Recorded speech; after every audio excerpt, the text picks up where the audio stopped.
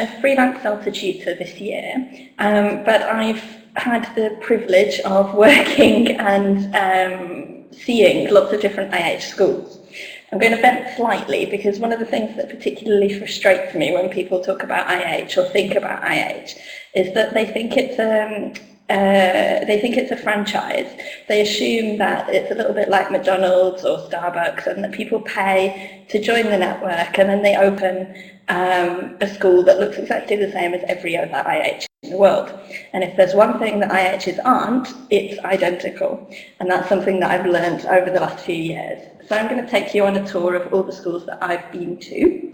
So I'm going to start off with IH Brno, which is in the Czech Republic. So you can see a map in the middle there. And you can see a picture of the city of Brno and a couple of pictures from within the school.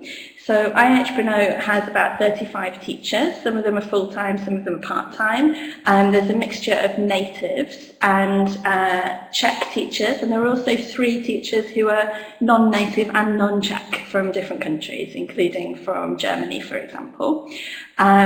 It's quite a small school physically. It's got 6 classrooms and a teacher's room and an office, and it's in the city centre. And it has all kinds of different classes, lots more young learner classes now than when I was there.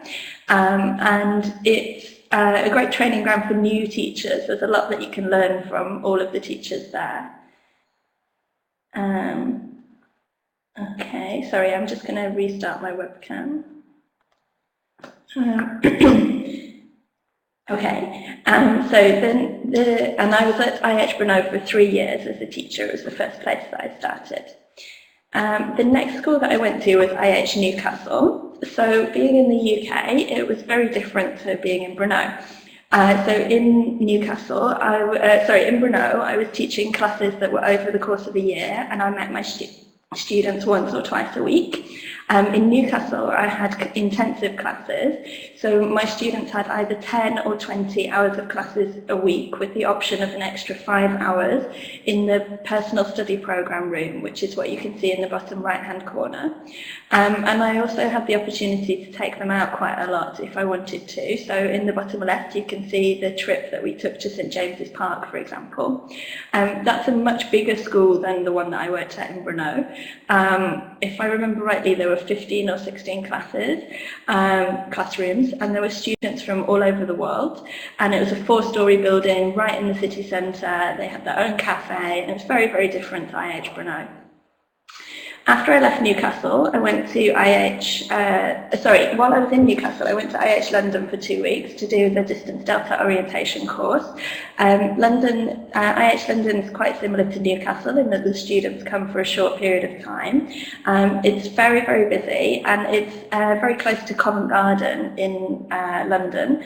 And again, it has its own cafe, they've got a computer room, they've got a library, and there's a lot of teacher training courses going on there as well. So then after I was in Newcastle, I went to IH Sevastopol, which is in Crimea. So I was there for 6 months while it was in Ukraine and 6 months while it was in Russia.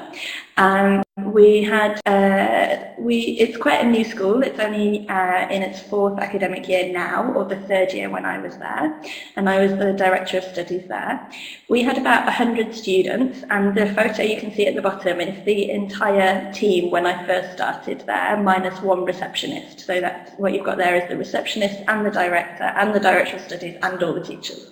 So it's quite small, and it's in a building which used to be a prison once upon a time. It's a long time since it's been a prison, but in the bottom of the school there is still a museum that you can go to where you can see the prison cell. Then after I left Sevastopol, I've been working as a CELTA tutor, and I've worked in lots of different schools, most of which have ended up being IH schools. So the first, obviously I don't know my own presentation. While I was in Sevastopol, I spent a few days at IH Kiev, which has about 800 students, so it couldn't really be more different than IH Sevastopol. And I taught 1 young learners class there. And again, there's a mix of native and non-native speakers, and they also have CELTA courses going on there. So then I went and did CELTA courses as a tutor. So I went to IH San Diego, which again is quite a new member of the IH network. The students there, similar to in Newcastle and London, come for short-term stays. So there are a lot of students in the summer and not so many in the winter. And there are students from all over the world, quite a lot from South America. It's in the hotel district of San Diego, and it's in a kind of business parky area or near a university as well. And it's part of the Net Pacific group of IH schools, as is IH Vancouver, which was the next place that I went to. Again, because it's in an English-speaking country, the students tend to come for short periods of time. When I went to IH Vancouver, it had just moved into new premises, so it's in a shopping mall now, and it's divided into two locations in the shopping mall.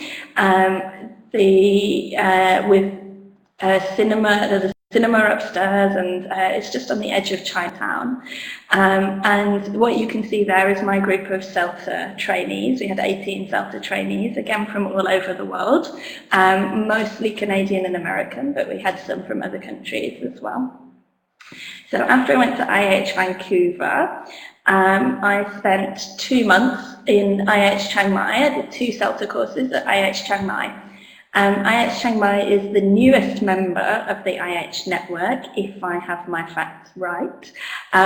All of the buildings are very, very new. They're very nicely done up. So the buildings that you can see there, you can see the shrine that belongs to the school, which is a common feature of Thai schools.